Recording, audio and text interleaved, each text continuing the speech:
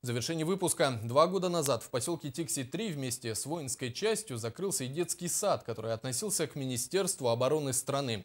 Проблему решать пришлось республике. В итоге с начала этого месяца на базе местной школы открылись 2 дошкольные группы.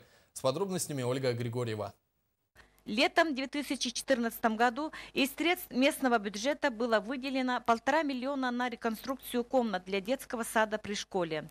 И с 1 ноября, к великой радости жителей поселка Тикси-3, которые в течение 2 лет дети не имели возможность ходить в дошкольные учреждения, наконец-то будут посещать детский сад при средней школе.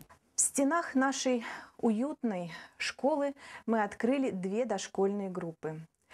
Эти группы примут первых маленьких дошколят.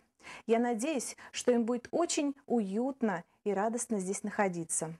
И вот теперь мы будем единой семьей, и обучающиеся, и дети дошкольного возраста.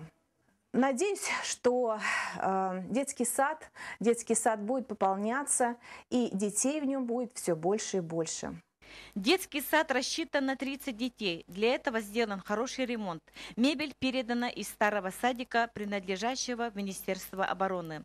Пожелаем детскому саду побольше воспитанников, звонкого веселого смеха и процветаний. Ольга Григорьева, Валерий Савельев, НВК Саха, Тикси.